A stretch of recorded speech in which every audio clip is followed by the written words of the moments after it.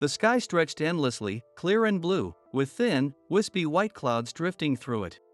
Every day, I found myself gazing at the sky, lost in thoughts of the one I loved most. Though 5 years have passed since then, I'm still unable to shake her memory and move forward. I drift along like one of those clouds, just floating without direction, carried by the flow.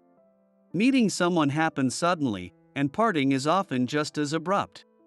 I had promised myself I'd never marry anyone but my wife, yet I was moved by someone who looked just like her. Will you marry me? I'd completely forgotten how to love, how to smile. I locked away my emotions, sealing them tightly. But she was the one who managed to open that lock. My name is Alex. Every day, I wake up, go to work, and push through a typical routine, battling my way back home on a packed subway. Oh, right, I turned 30 the other day, but it doesn't really matter to me. It's just another year gone by, and nothing in my life has changed. Friends celebrated with me, I forced a polite smile, drank a bit, and went home to a flavorless birthday. There's a hole in my heart, one that nothing can fill. Emma, who used to be by my side every year to celebrate my birthday, isn't coming back. I met my wife, Emma, back in high school. I confessed my feelings to her under the fireworks on the last day of our school festival. And she said yes. Emma was vibrant, bright, and full of life, a woman everyone admired. Hey, Alex, your tie is crooked again. The first morning after we started living together as young professionals, I was struggling to tie my tie. Emma sighed at my fumbling but quickly helped me straighten it. You're pretty good at tying ties. Practicing on some other guy? I teased her, poking her cheek as it turned as red as a ripe apple. She puffed out her cheeks like a balloon, turned away, and mumbled an excuse. I practiced on Dad so I wouldn't mess up when I became your wife. You're the only man outside of my family I'll ever touch like this. I couldn't help but laugh at her straightforward answer. When she pouted, telling me not to laugh, I loved her even more. There was a big height difference between us, so I had to bend down to meet her eyes. When I did that, she'd blush and lean closer to me. This was our morning routine.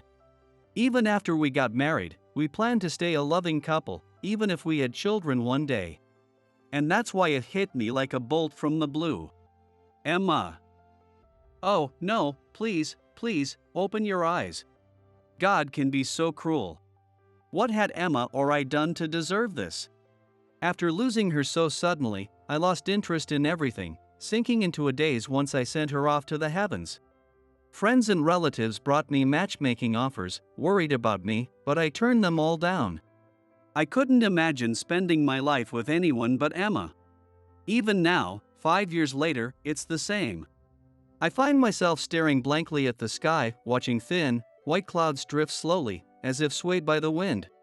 I wonder if Emma is somewhere beyond that sky. What would she think if she saw me like this now? Day after day, I'm consumed by my memories of Emma, and they weigh down on me, slowly dragging me into a bottomless pit. Perhaps noticing my state, my boss, Tom, suggested something to me. He offered me a 1-year transfer to a branch office in the countryside, starting next month. He described it as a place rich in greenery, with fresh air and a sky full of stars at night. There's a beautiful avenue lined with cherry trees, a bright and sunny beach.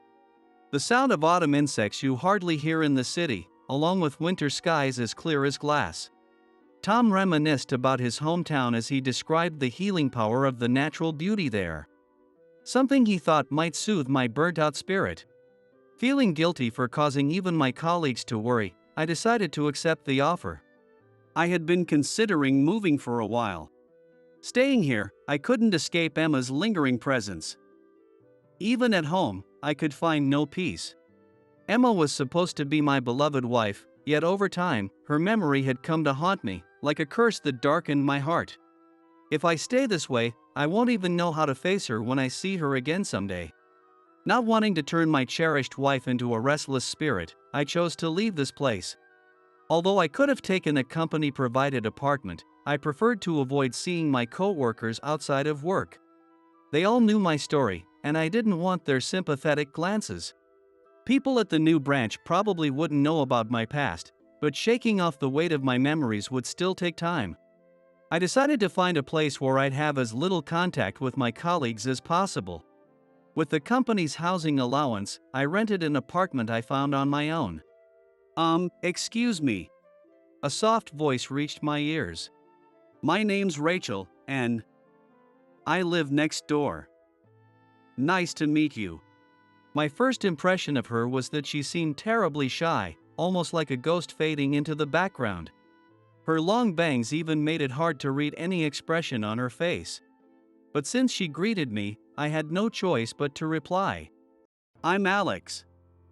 Nice to meet you too. With that, Rachel quickly bowed and scurried back to her apartment.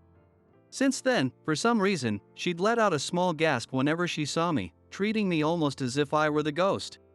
Did I do something wrong? Wondering about it, I settled into life here, and soon 3 months had passed.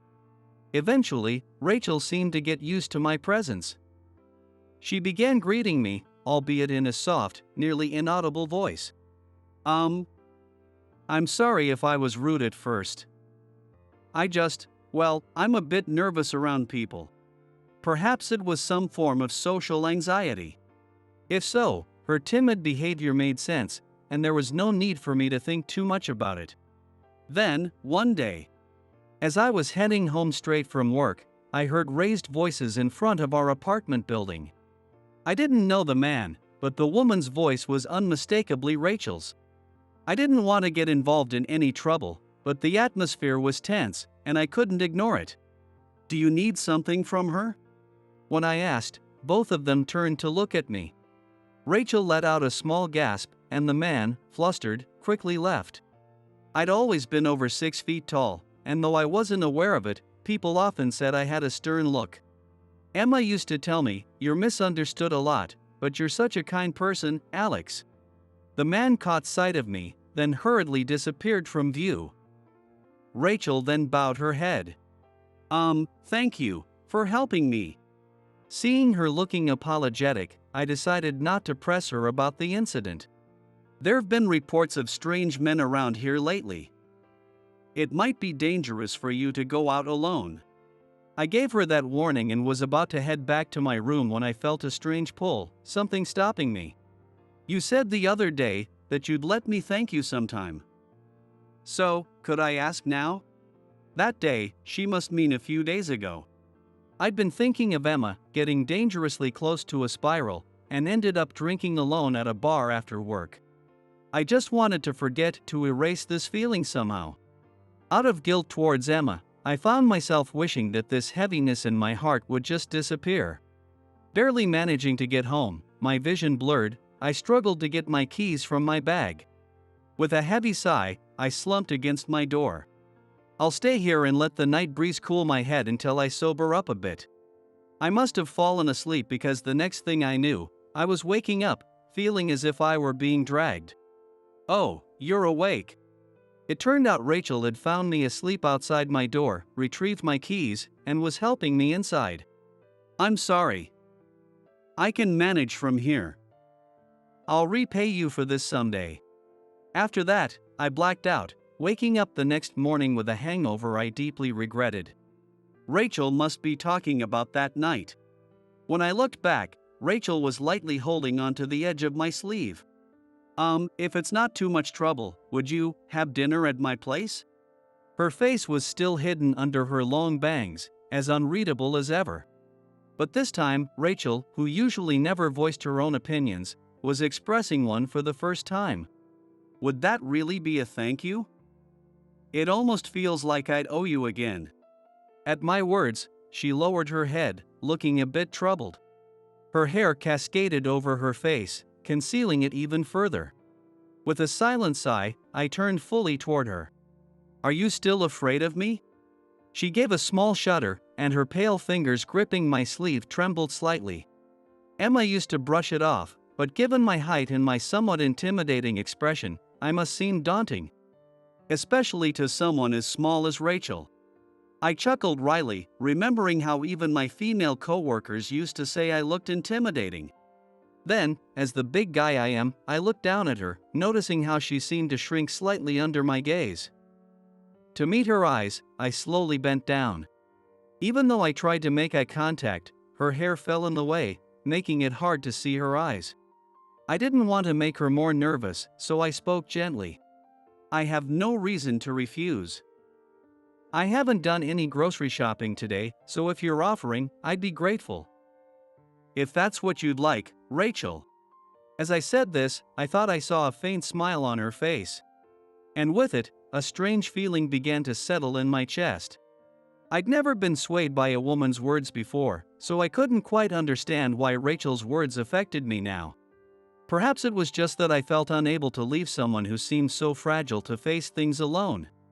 I decided to accept this feeling for what it was and let it pass.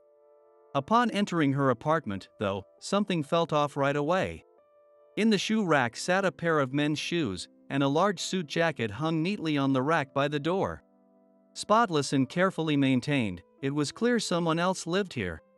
The coffee cup Rachel handed me was also a matching pair, hinting at the presence of a man in her life. And there it was again. That same strange feeling, now morphing into something darker, closer to resentment. No, I have no right to feel this way. I'd sworn to always love Emma, hadn't I? Silencing my own conflicting thoughts, I took another look around. It was clear now that someone else shared this space. I'd assumed Rachel lived alone, but evidently, I was wrong. I'd only ever seen her coming and going by herself, and there was never any sign of a man. So, then, a semi-live-in situation, perhaps? If you have a partner, wouldn't he be uncomfortable with you inviting someone like me over? I'd be fine with a different way of saying thanks, if that's the case. The question itself held no ulterior motive, it was just something I asked directly. So why did my words falter at the end? Well, had I said something offensive without realizing it? The thought made me uneasy for a moment. I noticed small droplets falling by Rachel's feet. It was as if all the emotions she had been holding back were now overflowing, forming a small puddle there. For some reason, I had made her cry. Realizing this, I quickly apologized.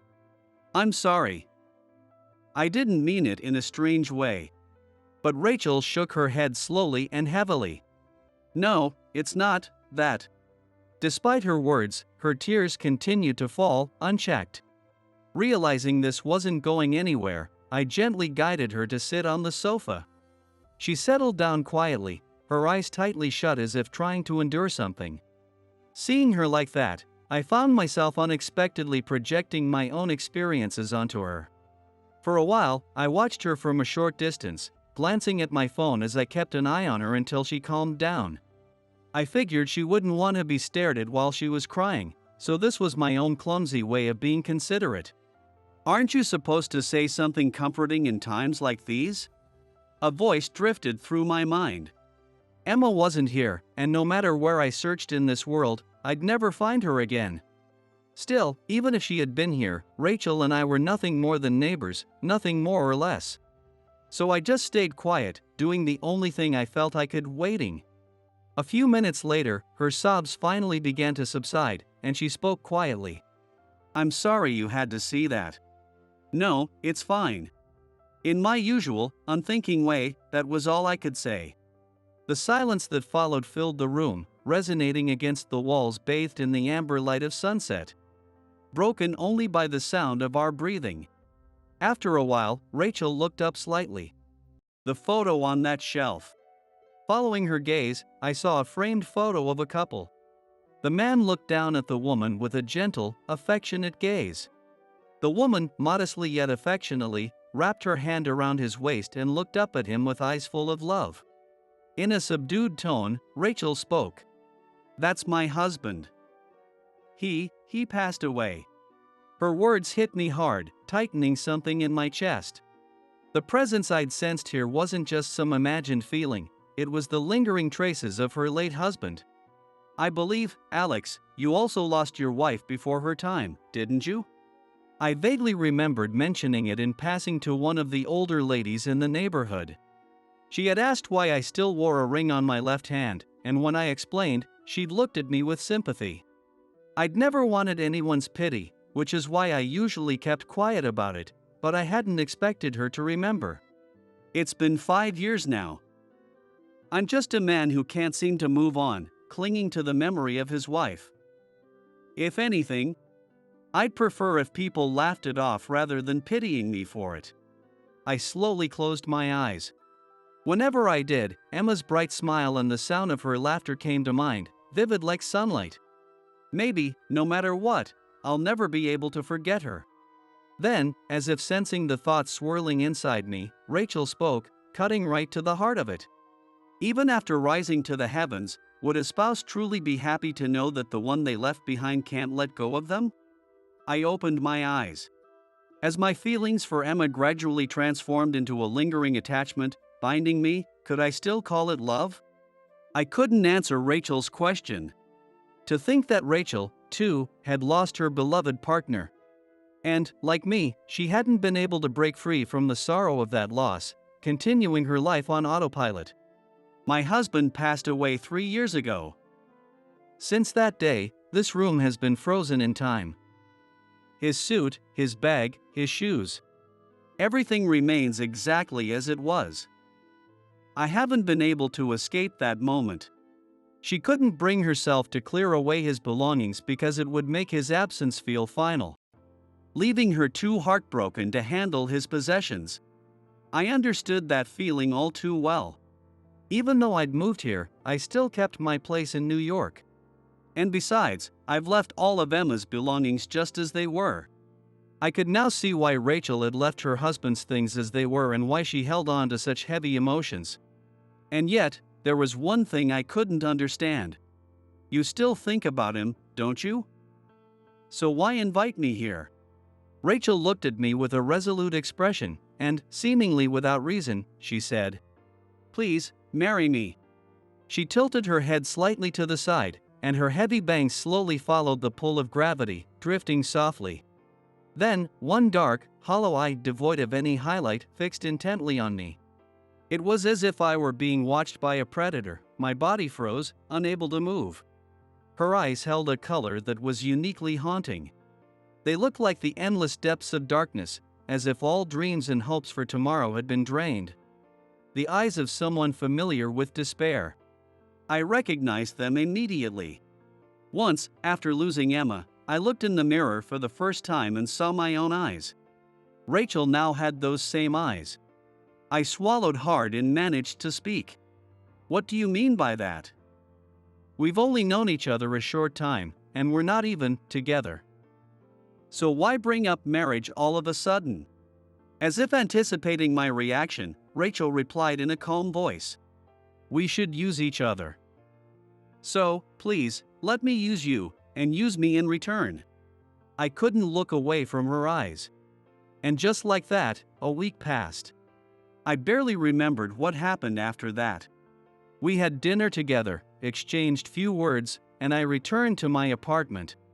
But all night, as I lay in bed, I couldn't stop thinking about her proposal.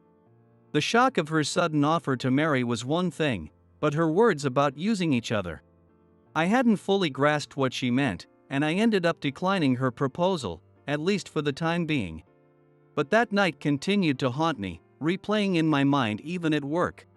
No matter how much I thought about it, no clear answer emerged, and time marched on relentlessly. Lately, work had kept me busy, with little chance to go home, staying overnight at the office or at nearby hotels. Occasionally, I'd swing by my place to pick up some belongings, usually well past midnight. Before I knew it, 2 months had flown by since that strange proposal. This hectic schedule meant I naturally hadn't seen Rachel at all. And yet, inexplicably, I found myself thinking, I want to see Rachel. Unlike the superficial relationships I had back in New York, I'd connected with various people since moving here. But the person I'd spent the most meaningful time with was my neighbor, Rachel.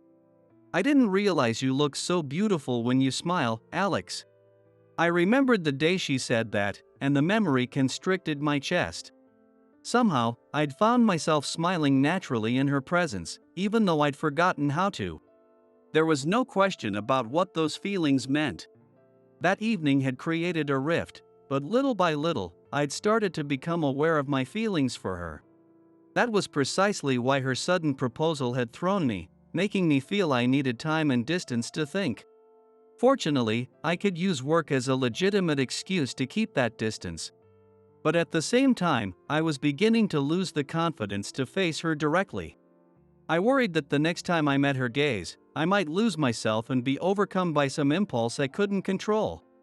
Wasn't this a betrayal of Emma? The thought knotted me, and without realizing it, I'd started avoiding Rachel. It was pathetic. But if I looked into those eyes again, I was certain. From within, an intense passion pounds loudly, knocking. It commands me, let it out now. Somehow, without realizing it, my feelings for Rachel had grown so intense that they scared me. I wanted to see her smile, to be the one to wipe away those sorrowful tears. Yet, the only person I'm supposed to love is Emma. For 5 years, I tried to lock my heart away, sealing it under the weight of self-imposed vows. No matter how many times people brought up marriage prospects, I'd rejected them, determined to spend my remaining days with Emma's memory alone. And yet, now, my emotions were surging from within, demanding to break free. I had to keep any love I felt sealed for Emma alone. The inner struggle tore at me, leaving me in a constant state of indecision. No, with these feelings, I don't know what I might do. I can't meet Rachel yet. I spoke the words aloud, as if trying to convince myself. Even so, the day would inevitably come when I'd return home, once the work settled down. And that day turned out to be a turning point. When I finally returned to the apartment, as if on cue, Rachel stepped out of her room. Her pale lips began to move slowly. "Have you made your decision?" I was about to say that I couldn't possibly have reached one, but the words stopped short. A tightness gripped my chest, as if my heart were being squeezed. Rachel pushed her long bangs aside, her fingers brushing over her face. "If I do this, would it shake your resolve?" The seconds that followed felt unbearably long.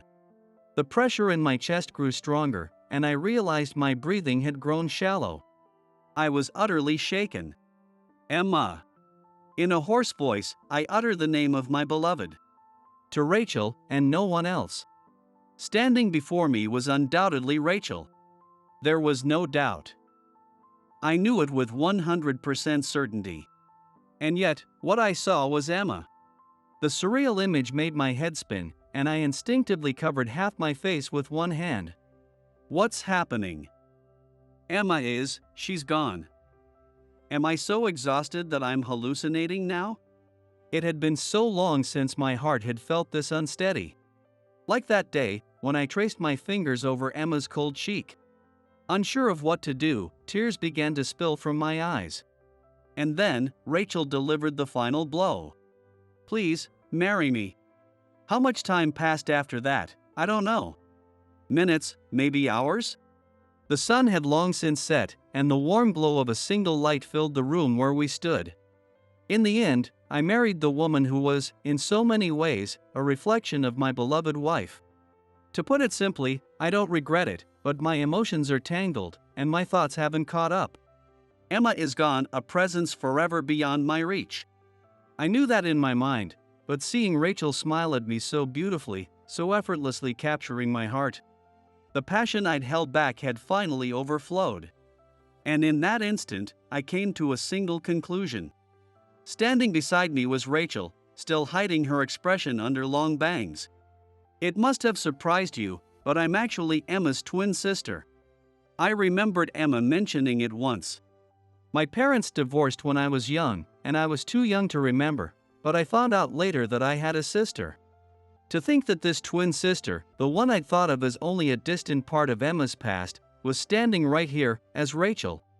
Though Rachel had a different air about her, she and Emma were identical twins, and the shock of that resemblance hit me deeply. I have no connection with my sister. I only learned the name Emma when I obtained a copy of the family registry while getting married. One day, though, I found you slumped outside the door, terribly drunk. I heard you murmur, "Emma," in that moment, When I was helping you inside and looked for your keys, I noticed a photo in your keychain, and there I was, or rather, my sister. Rachel took a breath and went on. You can use me if you need to. I'm the long-lost sister of your beloved Emma. And I need you to help me move forward from my husband's death. That's why I need this marriage. As she spoke, Rachel took a pair of hair-cutting scissors from somewhere and handed them to me. After my husband passed, I couldn't bear the sympathetic looks everyone gave me. So I grew my bangs out to hide my emotions and protect myself. Could you, with those hands of yours, help cut away these remnants of my past? Why me? I did love Emma, and you're her identical twin. But you have no reason to use me, do you?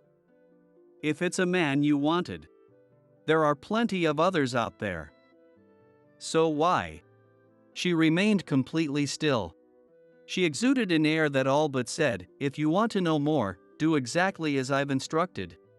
Reluctantly, I took the scissors and moved my fingers as directed, cutting through her bangs. Bit by bit, the heavy veil that had covered her face fell away. A few minutes later, she slowly lifted her head, and for the first time, I looked directly into both of her eyes. She was indeed the mirror image of Emma, but unlike Emma's bright and lively spirit, she radiated a deep melancholy. And yet, as I saw her, the image of the one I had loved overlapped with hers, overwhelming me with emotions and leaving me frozen, unable to move. Is this face too painful for you to look at? I'll tell you everything. Can you stand up? I took her hand and guided her to the sofa. In the next moment, Rachel placed her hands on the floor, aligning her fingertips precisely, and pressed her forehead down against them. She had taken on a posture of complete submission. It was the first time. After losing my husband, you were the only man who looked at me without pity, seeing me as an equal. I am, without a doubt, drawn to you, Alex. I deeply regret that I pushed you into marriage, taking advantage of the wound left by my sister. But I can't shake the feeling that, finally, I'm ready to move forward. With you, a person who's felt the same pain, I want to join hands and dare to dream of a hopeful future once more. Hearing her say all that, I let out a dry laugh. It wasn't out of mockery, I was just exasperated with myself for making her say those things. Marriage, people often do it on impulse. Whether it's a mistake or success, you don't know until later. Please, Rachel, sit up. She flinched at the sound of her name. Yes, it's true, I looked at you and saw Emma, my beloved wife. That's an undeniable fact. But there's one thing I want to make absolutely clear. I, too, hold feelings for you deep within my heart. I've kept my love for anyone sealed away, buried under thoughts of Emma. But I've wanted to set it free. And it was you, Rachel, who unlocked it. Just as she had helped me into my apartment that night, she had somehow slipped into the depths of my heart, bringing back emotions I thought I'd buried. I ran away that day, not because of Emma, but because I felt I owed you an apology. Someone like me shouldn't be feeling this way. I love you. But it feels wrong to keep loving you. I've been struggling with this conflict for so long. We had both been broken by grief, each bearing our own deep scars. In the beginning, it was just about sharing that understanding. But somewhere along the way, we had started to long for each other, reaching out even more than we had to our late spouses. It's been 5 years since I lost Emma. I'll never forget her, but if I continue to keep myself trapped, I feel like she'd be angry with me. I think she'd want me to move forward, to take the chance at happiness.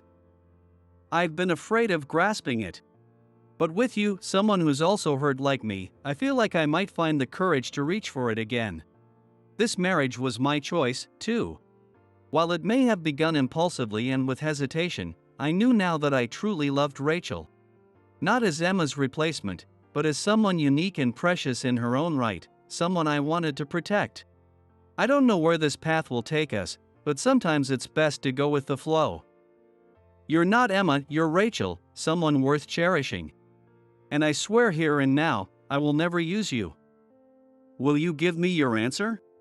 I felt the corners of my mouth lift into a gentle smile. How long had it been since I genuinely smiled? My days with Emma had been full of joy, but in losing her, I'd lost the very memory of how to smile. Meeting Rachel had changed that, bringing back the courage to love again. I remembered what it felt like to laugh. Gently, I wrapped my arms around her small, trembling form, careful not to break her. I'm sorry. I'm sorry. I should have just told you from the start that I cared for you, Alex. But I was scared. Please, don't hate me. She whispered, her voice barely audible. Holding her a bit more tightly, I felt her small body stop trembling. Thank you for caring about me. And thank you for teaching me to love again. We had both been wounded and had faced our own despair. Perhaps that's why Emma and her husband had brought us together, guiding us to each other. Humans are such fleeting creatures. Once we are born, it's only natural that we will someday pass away. But that doesn't mean it's a final goodbye. Even when the body fades, and we can no longer see each other in this life, the heart remains connected, a thin, unbroken thread that stretches on. And through that connection, new hope and encounters can be born. For Emma, I resolved to face forward and take that step, fully aware of the new person I'd sworn to protect this time. Slowly, I leaned in, casting a shadow over her face.